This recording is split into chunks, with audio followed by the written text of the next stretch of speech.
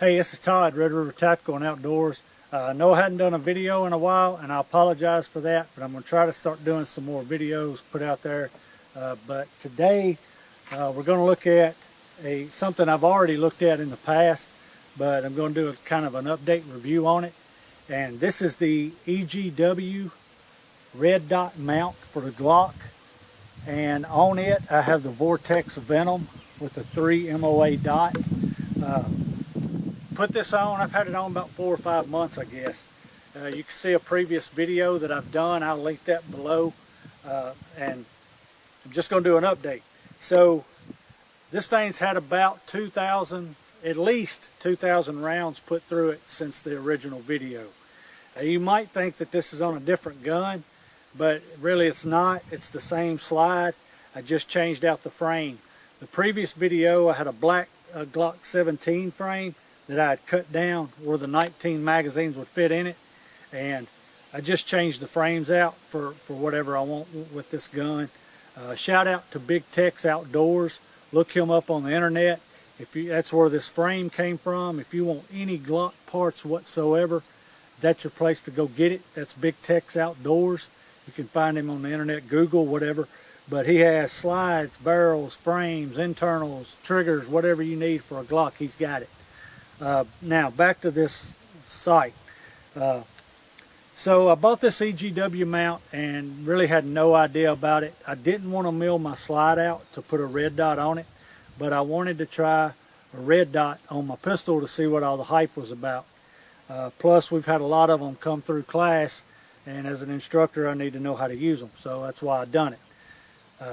So I got the EGW mount, put it on, sighted it in at 25 yards, and I'm completely honest with you, I haven't touched the zero on this gun since I've done that about 2,000 rounds ago, or about 4 or 5 months ago.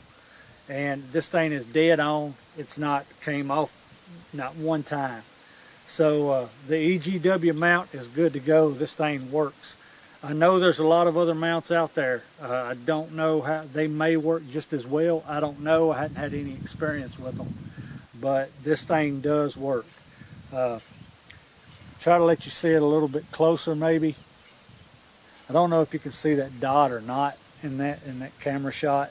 I have nobody on the back side of that camera, but that's the Vortex Venom sitting on a Glock 17 with that EGW mount. So it does set up a little higher than if the slide was milled out, of course, but not much, maybe an 1/8 inch if that.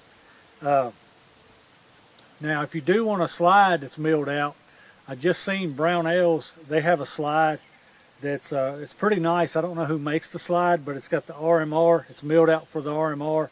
It's got front cock and serrations on it, and you can get it with the cutout, and it's $164, so that's pretty reasonable for a slide. Now that is a strip slide, but that's still a pretty reasonable price.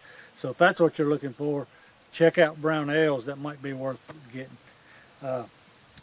Other than that, now a lot of people will say putting a red dot on a pistol slows the action of the slide down because it adds weight to it. That's true, but I haven't had any problems out of this Glock 17 as far as malfunctions, none whatsoever. You can tell it cycles a little slower, but it's no big deal. Now that's why a lot of people want that cutout to take weight out of the slide to kind of even it out. That's just preference in my opinion. You don't need it, but if you want it.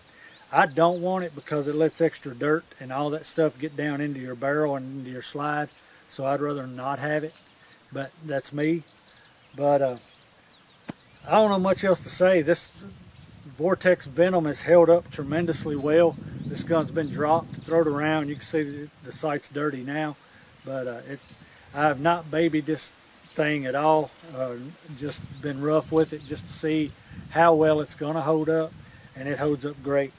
It's been through 2 or 3 classes and just normal everyday range practice and range shooting. So it's good to go, both of them, the Vortex red dot and the EGW mount. And what this thing does, I turn the red dot on whenever I carry this gun. As soon as I pick it up, turn the red dot on, leave it on until it shuts off. It will shut off 12 hours after you turn it on, but I think this thing has like a 50,000 hour battery life, so it's good to go. The dot's just as bright today as it was when I put it on 4 or 5 months ago, and I've used it a lot. So I'm happy with it. I kind of like the looks of the milled out slide a little better because it lets the red dot sit down a little bit, but it's no big deal. As far as holsters, I've had people ask me about holsters for the red dot. Right now I'm carrying a DSG, and this DSG is for originally a Glock 19, but the Glock 17 fits in it. And the sweat guard is just perfect on it to where it don't rub against the red dot. So that's a DSG holster. I carry it daily in a crossbreed super tuck. Crossbreed super tuck fits it fine. That's an inside the waistband holster from Crossbreed. If I've got a light on the end of this gun, I carry it in a Bravo concealment holster. Now my Bravo concealment had the high sweat guard on it, so what I did, I just took a Dremel, cut that sweat guard off to where the holster comes short of the red dot, and it works fine in the Bravo concealment. So if you're going to order a holster for an RMR gun, order it without the sweat guard, you should be fine. You might have to do a little trimming with the Dremel, but nothing major.